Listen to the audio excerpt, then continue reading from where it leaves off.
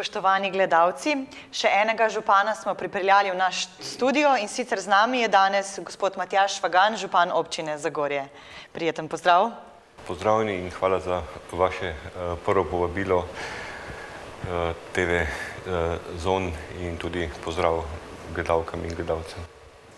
Tokrat ste vstopili že v pravlični mandat, kot vi temu pravite.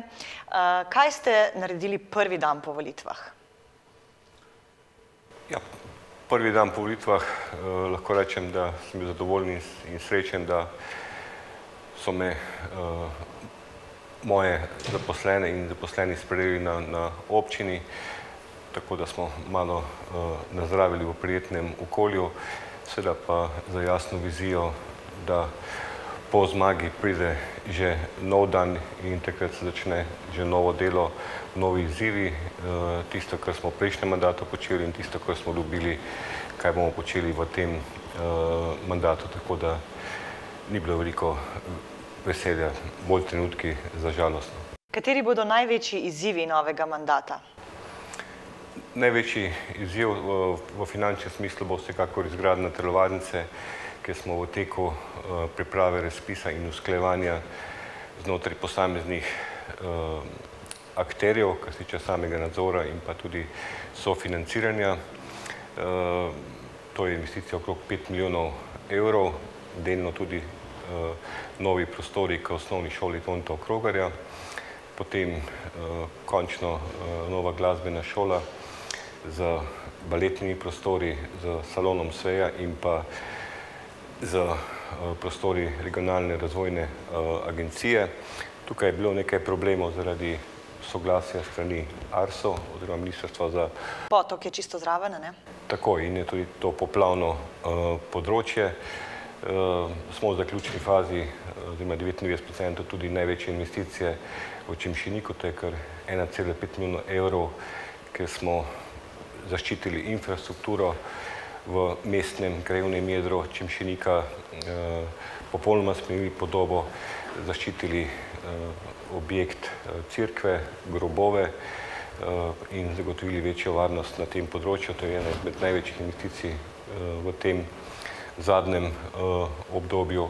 No, najpomembnejše pa je, da smo tudi oblikovali koalicijo za Zagorje. Seveda to ne pomeni enoumja, kot nekateri želijo predstavljati nasprotno od tega, ampak po volitvah vedno želim, da vse stranke kot zmagovalec Zagorje gre naprej, kot župan povabim v koalicijo, da pozabimo zamere za nazaj in da delamo v korist občank in občanov Zagorske doline.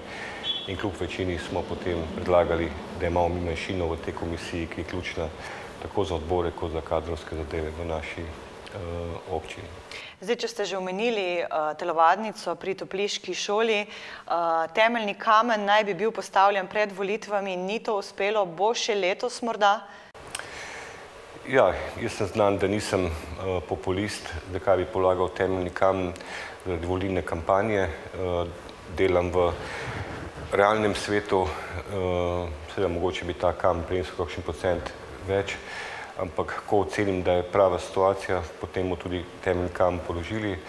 Smo v sodelovanju z Ministrstvom za šolstvo, gospodom Pikalom, kjer tudi želim, da je on prisoten in tukaj še veliko stvari odprtih. Tako da jaz računam, da bi v mesecu januarju, februarju položili temeljni kamen. Seveda marsikdo bo rekel, zakaj pa to počneš že prvo leto po mandatu, zakaj ne zadnje leto ob zaključku mandata, ampak mi smo znani, da je, kot sem rekel tudi za vašo televizijo, da v Zagorju je vsak dan čudeža oziroma presenečenja. Še ena zanimiva stvar se obeta in sicer razgledni stolp ali pa nov stolp na Čemšeniški planini. Ja, to je kar ideja stara.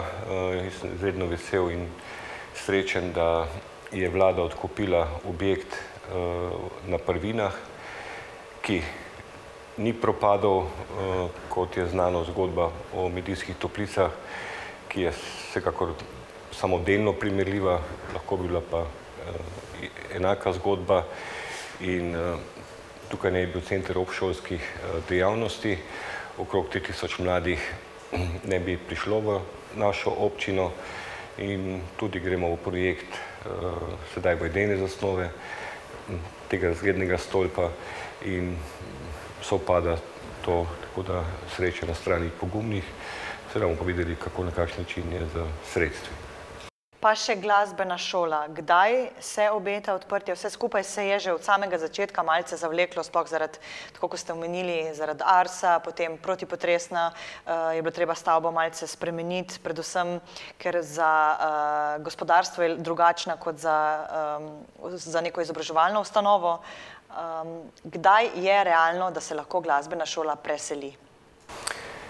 V tem mandatu bomo videli, kako bo z razpisom Ministrstva za infrastrukturo, kar se tiče energetske sanacije, ker moramo po novih pravilih zamenjati vsa okna, narediti novo fasado, tako da gre za veliko investicijo in pričakujemo v prvi polovici leta 2019 razpis Ministrstva za infrastrukturo, tako da jaz mislim, da v roku 2 let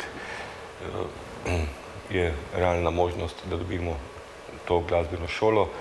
Sem pa vesel in ponosen, da smo objekt upravne stavbe odkupili, kajti če ga ne bi odkupili mi, jaz sem prepričan, da danes bi bila zgodba zelo, zelo negativna v zagorskem prostoru.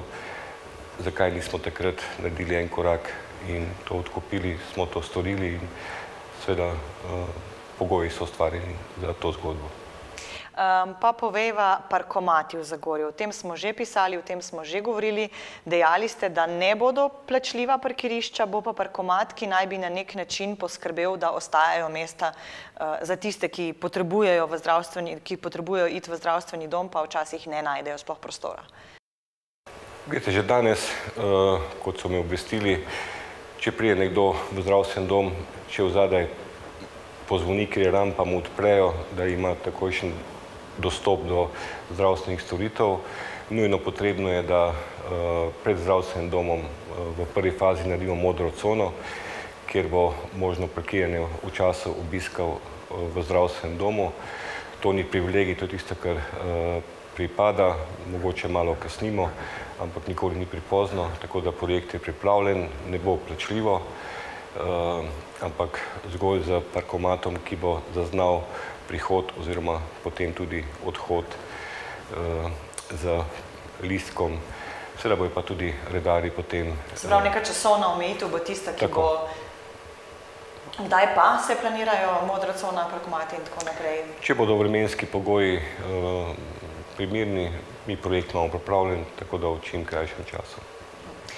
Rečeno je bilo takrat, ko ste zamenjali gospod Medved je odšel v državno politiko, če tako rečeva, direktorja občinske uprave, ali bo ostal trenutni, ali bo šlo za zamenjavo? Ja, jaz moram reči, da Matej v težkih situacij bi pristopil na pomoč, postal vršilec dolžnosti. Tudi sam gledam na to, da vključujemo mojo ekipo mlade z novimi idejami in tukaj gre za izkušnje, za mladost, ki jo združujemo v naši občini. Zato bom tudi naredil en posvetovalni organ, kjer bom mlade vključil v mojo ekipo, ki mi bodo svetovali, kaj želijo še v občini več imeti od danes. Sedaj gre razpis za direktorja, tako da na podlagi razpisa bomo potem zbrali Mateja ali koga drugega, pač je javni razpis. Vsekakor o tem odloča župan, ki gre za ključno osebo.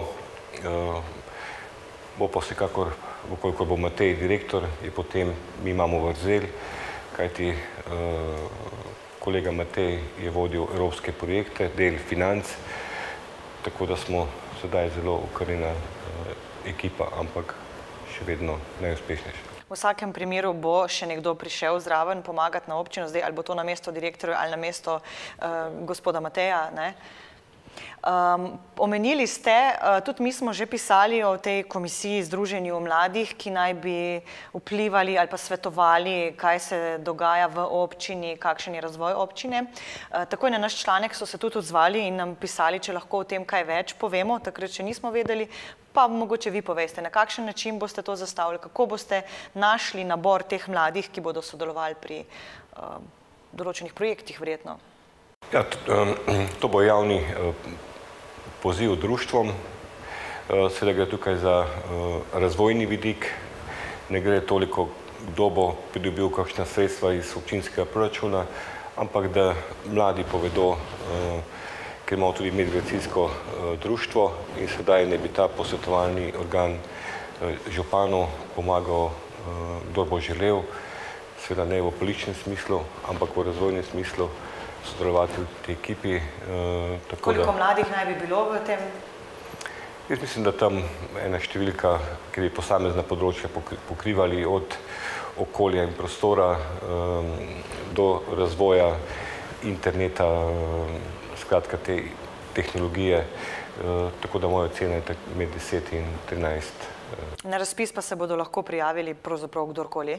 Kdorkoli bo želel, seveda pa, kot sem rekel, z jasno vizijo, da želi pri tem projektu pozitivno sodelovati, in še vedno dajem prednost pogovorom, ljudem z imenom in priimkom. Ne spadam po generacijo Facebook v smislu, da se ne podpiše z imenom prikritih imen in vzdevkov in s tem svoj hormon sreče sprosti. In ne nazadnje, vsakdo mora vedeti, da s to negativno energijo lahko koga prizadene, celo komu uničiš življenje, kar je znano v slovenskem prostoru, in ta kontakt. Torej lahko rečeva, da so vrata odprta vsakemu, ki pride z imenom in priimkom, se predstavi in se konstruktivno pogovarja. Tudi vaše kolege sem vprašala, kakšen je vaš dan, kakšen je dan župana občine Zagorje ob Savi? Ja, moram reči, nisem ravno ob 7. uri v službi. Je pa znano, da sem bolj nočna ptica. Čez dan je ogromno obveznosti. Vsekakor pa, če bi danes zavrtel film za nazaj, seveda za nazaj stvari ne moreš popraviti, sem pa premalo časa namenil svoji družini. Ampak, kot sem rekel, za nazaj popraviti danes lahko samo obžalujem vsem temu. Tako da, moram reči, od zjutraj do večera. Razumem, da župansko delo se ne prekine začne ob 7, prekine ob 3, ampak vseeno, ko niste župan, kaj počnete? Ja, moram reči, da veliko berem, seveda večji del preko interneta v pozitivnem smislu.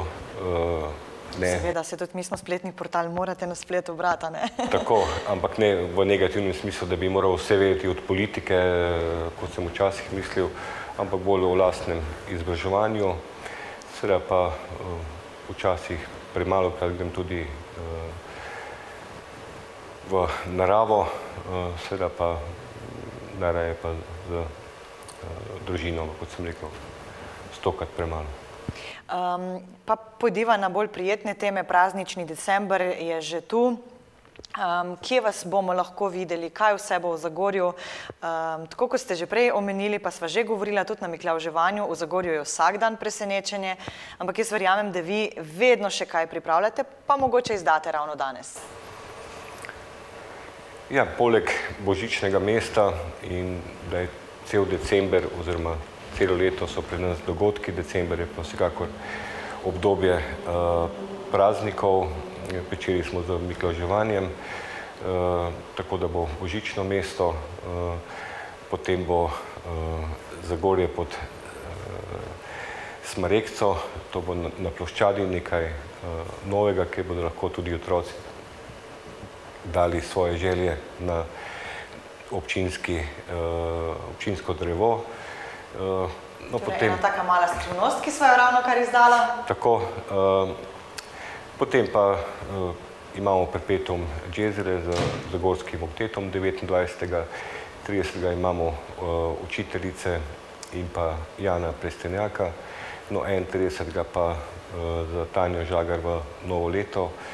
in že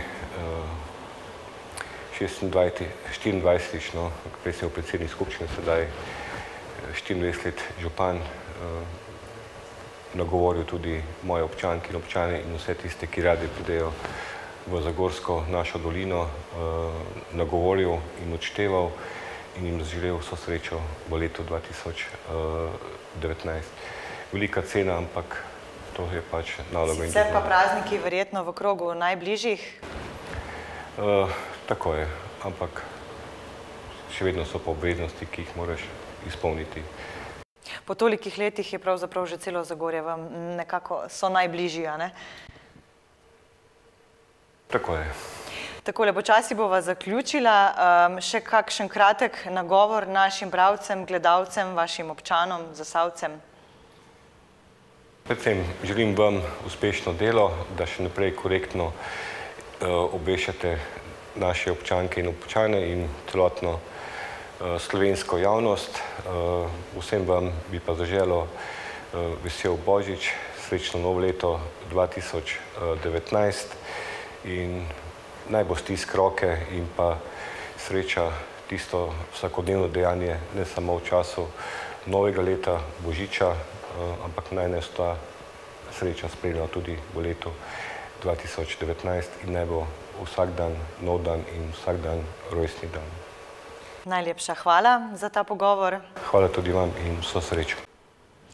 Hvala tudi vam, spoštovani gledalci. Se vsekakor še vidimo v kratkem. Z nami so župani. Srečno!